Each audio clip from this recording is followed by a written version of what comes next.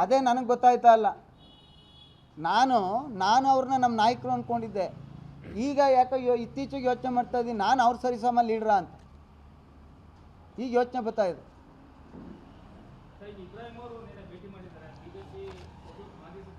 ಸಾವಧಾನ ನಾಣ್ಯ ಕಟ್ಕೊಂಡು ನೀವು ಚರ್ಚೆ ಮಾಡ್ತಾ ಇದ್ದೀರಲ್ಲ, ಸಾವಧಾನ ನಾಣ್ಯ ಕಟ್ಕೊಂಡು ಚರ್ಚೆ ಮಾಡ್ತಾ ಇದ್ದೀರಲ್ಲ, ನೀವು ಚರ್ಚೆ ಮಾಡಿ ನಿಮ್ಮ ಟೈಮಿಗೆ ಯಾಕೆ ವೇಸ್ಟ್ ಮಾಡ್ತೀರಿ? ನಾನೇ ನಿಮಗೆ ಕೇಳ್ತಾ ಇದ್ದೀನಿ ನಾವು ನಿಮ್ಮಂಗೆ ಅಂದ್ಕೊಂಡು ಆಗ ಕರ್ಕೊಬಂದಿದ್ದು. ಅವ್ರಿಗೆ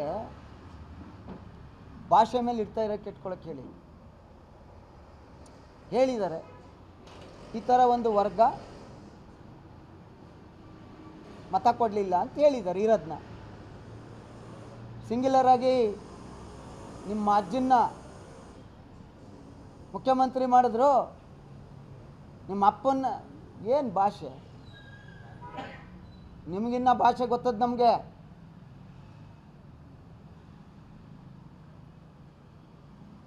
ಭಾಷೆ ಮೇಲೆ ಇಟ್ಕೊಳ್ಳಿ.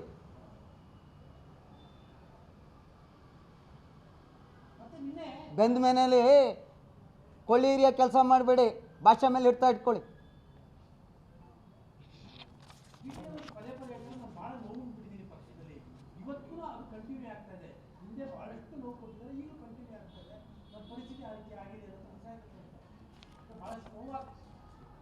ರಾಷ್ಟ್ರೀಯ ಅಧ್ಯಕ್ಷರು ಖರ್ಗೆ ಅವರು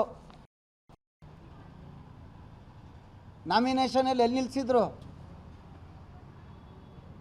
ಟಿವಿಲಿ ನೋಡಿದೆ. ಕೆಲವು ಸಂದರ್ಭದಲ್ಲಿ ಪಕ್ಷಗಳಲ್ಲಿ ತೀರ್ಮಾನ ತಗೊಳ್ಳುವಾಗ ಎಲ್ರಿಗೂ ಎಲ್ಲರನ್ನೂ ಹೆಂಗೆ ಸಂತೈಸೋಕ್ಕಾಗುತ್ತೆ? ಒಬ್ರು ನೋವಾಗುತ್ತೆ, ಒಬ್ರು ಖುಷಿ ಆಗುತ್ತೆ. ಅವೆಲ್ಲವನ್ನು ನುಂಕೊ ಬಂದ್ರೇ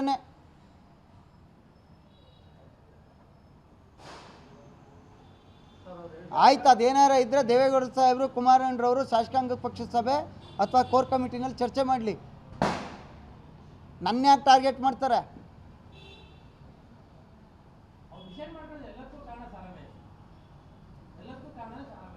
ಅದಕ್ಕೆ ಹೇಳಿದ್ರೆ ಅಷ್ಟೊಂದು ಆಯ್ತು. ಈಗ ನಾನು ಕಾರಣ, 2008ರಲ್ಲಿ ಯಾರು ಕಾರಣ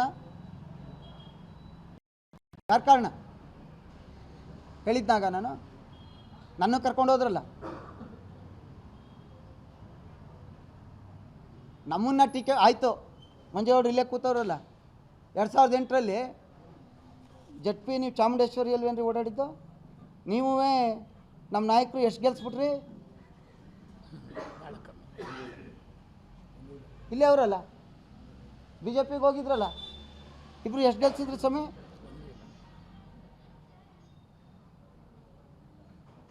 ಜನತಾದಳದಲ್ಲಿ ನಾನಿದ್ರೆ ಮಾತ್ರ, ಜನತಾದಳದ ಕಾರ್ಯಕರ್ತಿದ್ರೆ ಮಾತ್ರ ನನ್ನ ಶಕ್ತಿ, ಇಲ್ಲದೇ ಇದ್ರೆ ನಾನು ಝೀರೋ. ಬೇರೆಯವ್ರಿಗೆ ಗೊತ್ತಿಲ್ಲ. ನಾನು ಮಂಜೇಗೌಡರು JDSಗೆ ಬಂದಿದ್ದಕ್ಕೆ ಇವತ್ತು MLC ಆದರು. ನಾನು JDSಗೆ ಬಂದಿದ್ದಕ್ಕೇ 3 ಸತಿ ಶಾಸಕನಾಗಿ ನನ್ನನ್ನು ಮಂತ್ರಿ ಮಾಡಿದ್ರು. JDS ಇದ್ದರೆ ಮಾತ್ರ ನನ್ನ ಶಕ್ತಿ. JDS ಬಿಟ್ಟು ಹೋಗಿ ಏನೇನು 15 ವರ್ಷ ನಾನೇನಾಗಿದ್ದೆ ಅಂತ ನನಗೆ ಗೊತ್ತಾಯ್ತು.